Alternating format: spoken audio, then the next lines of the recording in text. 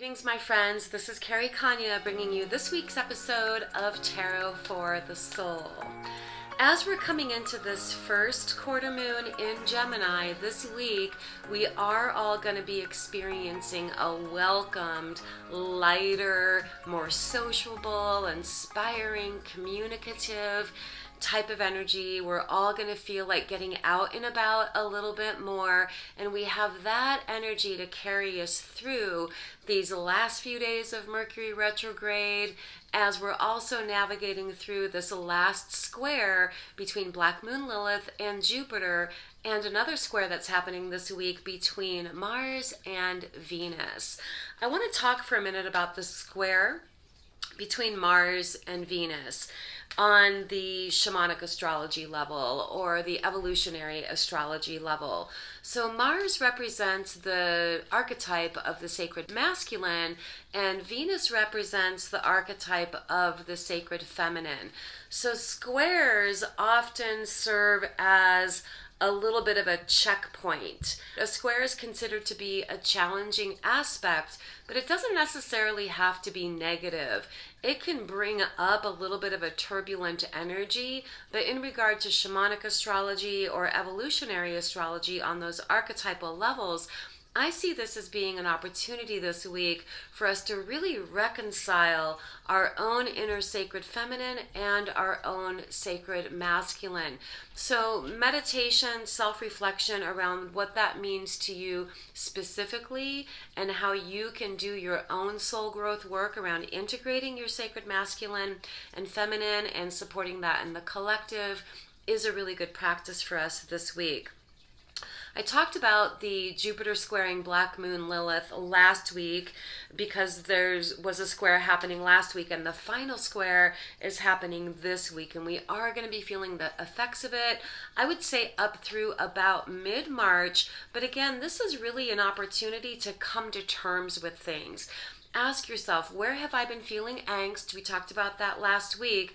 And so this week, if we've been consciously allowing ourselves to acknowledge where we feel that in our lives, then this week the energies are really supporting us in coming to terms with things, reconciling anything that feels discordant within us, and making some concrete decisions that enable us to move forward in a space of empowerment.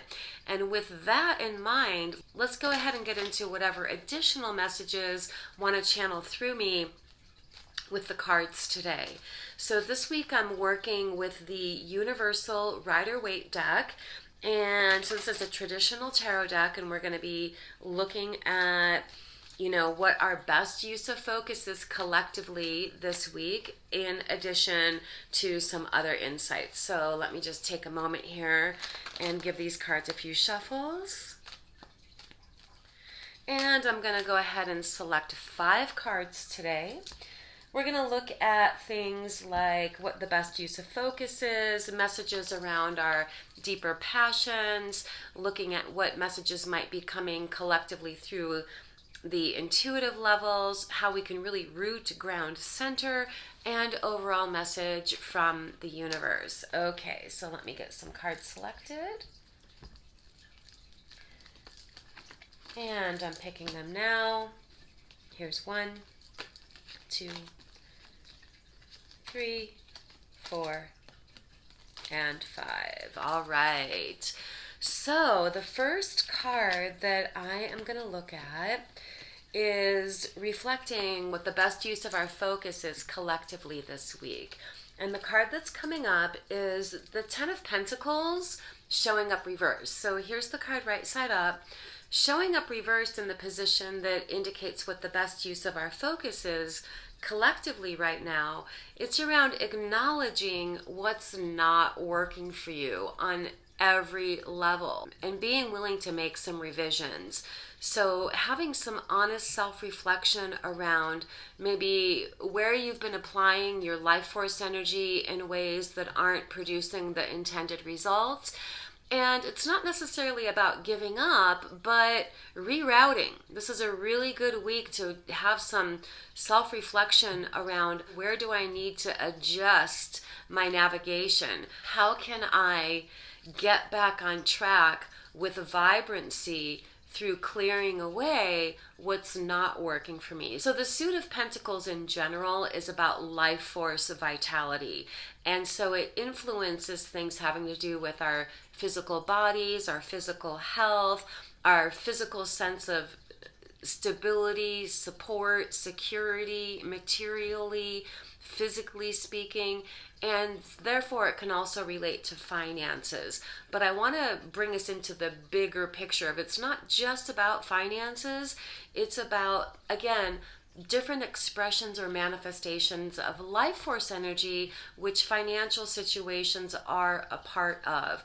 The best way to realign when things seem to be going awry with our life force energy simply is to ask ourselves, where can I adjust my focus in directions that feel to be opening up for me? And also realizing the value of not pouring a lot of effort and energy into what feels to be roadblock energy. Now, the good thing about this is typically when this card comes up, it does indicate that through our willingness to completely realistically acknowledge what's not working for us, that puts us in a position where we can shift our focus and be open to receive sources of abundance that maybe have not been on our radar due to a little bit of a streamlined focus. When I'm looking at messages connected to our deeper goals and dreams, our passions, our enthusiasms, the Two of Swords is coming up this week. And so this really speaks of uncertainties and indecisiveness that we might have around what our deeper passions and interests are, both collectively and individually. This commonly happens when we can't see our way through something. We can't see our way through how something or another is going to manifest or how we're going to achieve one thing or another. So this card reminds us of not being too much in our head.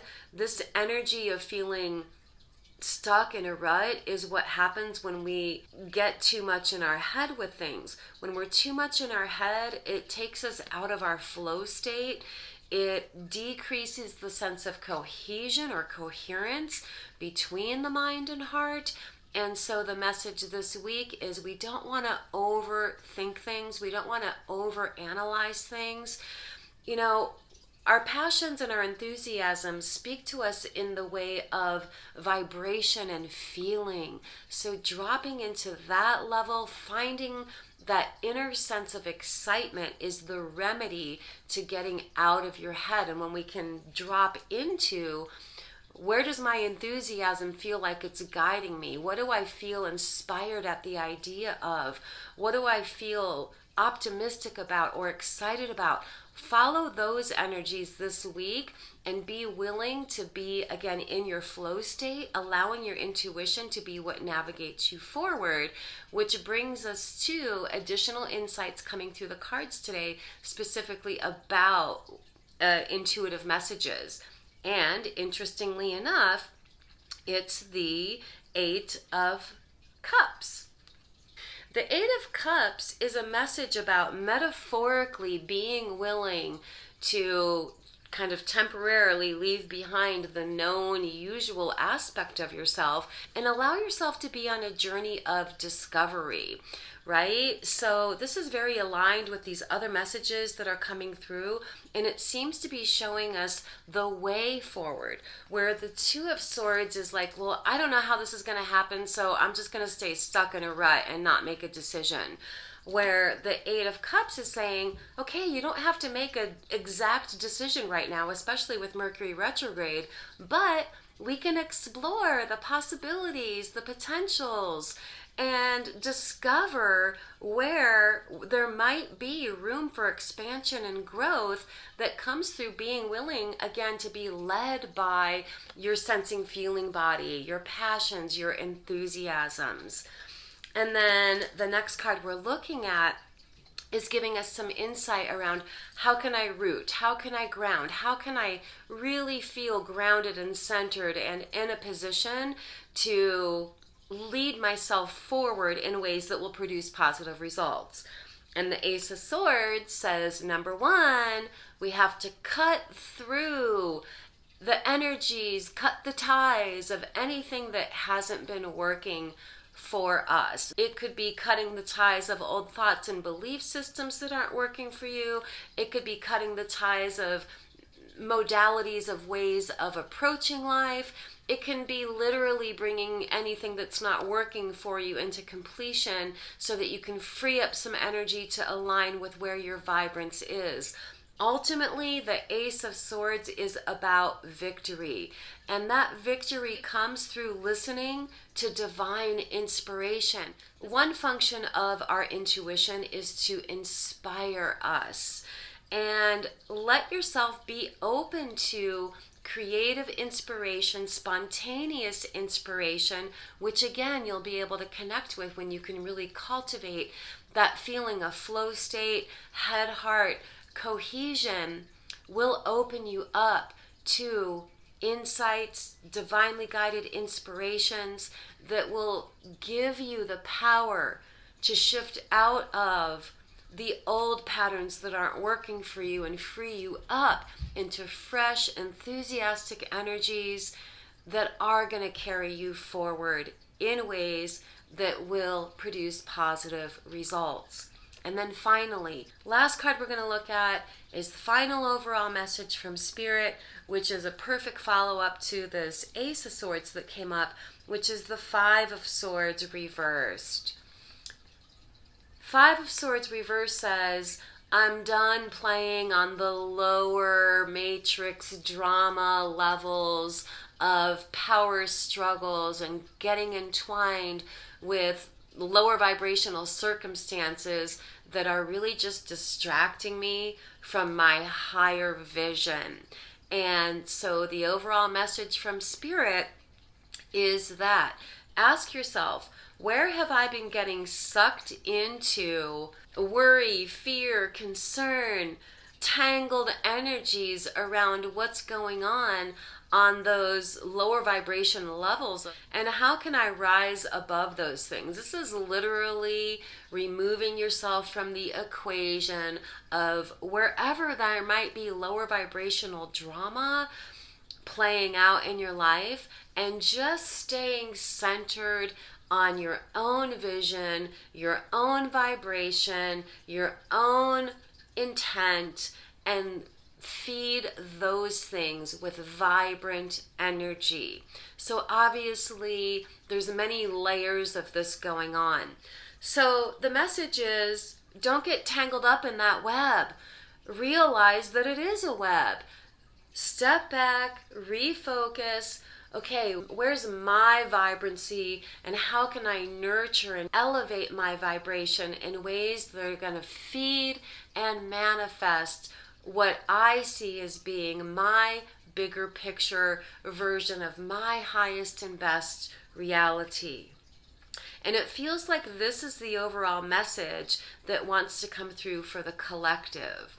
So let's all dedicate ourselves this week to shift our focus and practice mindfulness in ways where you're being very dedicated to what your bigger picture, higher version of reality intentions are. And let's all individually hold the vision of all of us to be able to do that.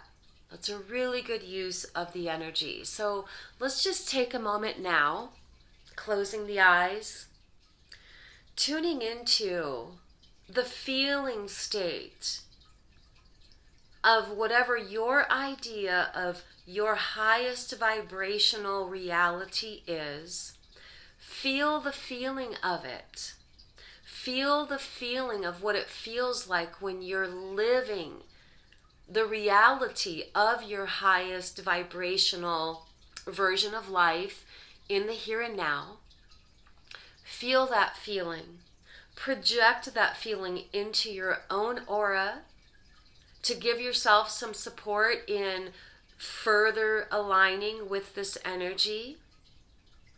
And radiate that high vibrational energy to the collective unconscious, so that we're all contributing a little bit of that positive, high vibrational energy to the collective, which in turn supports us all in rising into that quality of soulful fulfillment that comes with experiencing a life that's aligned with highest vibrational vision, meaning, and purpose. Feel that? Feels good. Let's keep that energy going this week. And I'm going to see you all next week right here on this channel. Much love, guys. Blessings. Namaste. See you in the next video.